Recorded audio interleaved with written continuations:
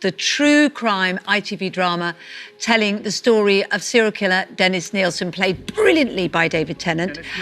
It's been just morbidly fascinating, hasn't it, to watch it? The outcome was settled by a life sentence.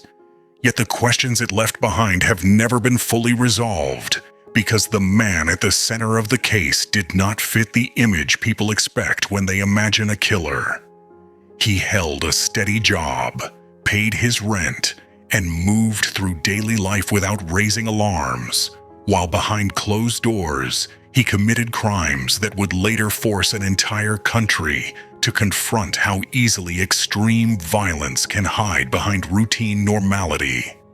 One of his victims was Stephen Sinclair, a young man whose life was defined less by headlines than by ordinary aspirations that never had the chance to fully unfold.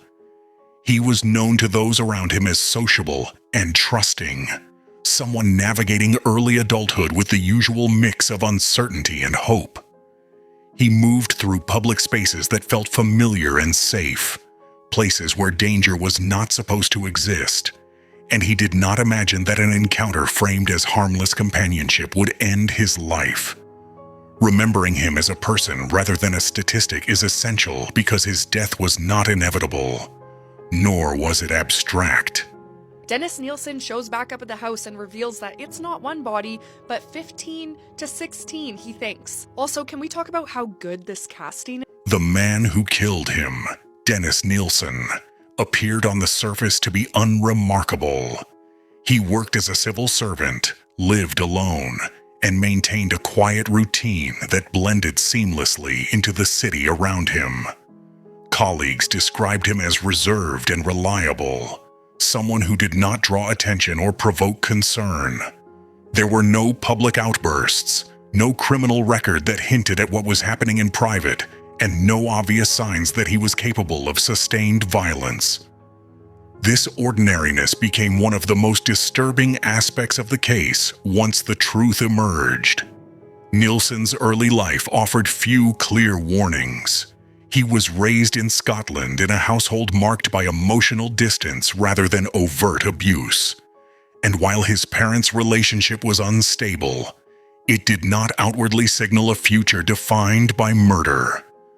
One loss, however, would later take on symbolic importance in psychological assessments of his behavior.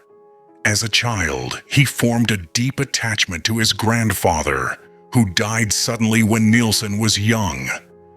The experience of being confronted with death before he could fully understand it became a fixed point in his memory, blending affection and loss in ways that would later distort his understanding of intimacy. As an adult, Nielsen struggled to form lasting relationships. He desired closeness, but felt unable to sustain it, and his social interactions often ended in disappointment or withdrawal. Alcohol became a frequent companion, lowering inhibitions and reinforcing isolation rather than alleviating it. Over time, these patterns hardened into a private world where control replaced connection, and where other people became objects rather than equals. This transformation did not happen overnight, and it unfolded without witnesses who could intervene. The prisoners I would encounter very quickly when I was at Wormwood Scrubs was a serial murderer by the name of Dennis Nielsen. So I learned a great deal about serial murder from a serial killer. The first killing did not draw attention because it occurred in private and left no immediate trace.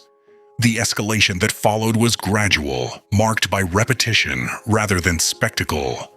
Nielsen targeted men who were vulnerable, often because they lacked stable housing or strong social ties, and who were therefore less likely to be quickly missed. Stephen Sinclair was among them, and his disappearance did not trigger an immediate investigation that could have stopped what came next. Each successful evasion reinforced Nielsen's belief that he could continue without consequence. The crimes themselves were methodical rather than impulsive. They followed a pattern that reflected planning and a desire for control, not sudden rage. Nielsen did not act in public or seek confrontation, and he did not pursue attention at the time. Instead, he created a closed environment where he dictated every outcome, convinced that secrecy equaled safety. This inward focus made the killings difficult to detect because there were no witnesses and no obvious crime scenes.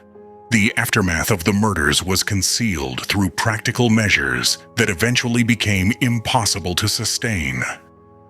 Physical evidence accumulated, and the infrastructure of the building where Nielsen lived began to fail. Complaints about plumbing problems led to an inspection that uncovered human remains, not through investigative brilliance, but through routine maintenance. The discovery was accidental, which raised troubling questions about how long the crimes might have continued if chance had not intervened. When police confronted Nielsen, his response was calm and cooperative. He did not attempt to flee or deny involvement, and he provided detailed accounts of his actions during questioning. This composure unsettled investigators because it contrasted sharply with the gravity of what he described. His willingness to speak openly suggested a man who no longer felt the need to hide, either because he was relieved to be stopped or because he believed he could finally be understood. As police officers were aware of, and as soon as we walked in his door, we knew that some dead body was lying somewhere within that flat.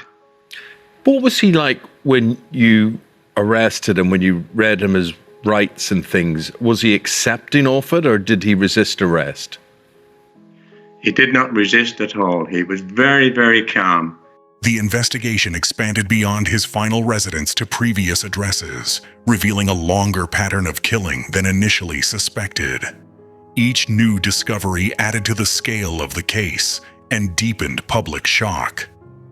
The realization that multiple victims had been hidden in plain sight for years forced authorities to confront systemic blind spots, including how society overlooks those who disappear quietly and how isolation can shield violence.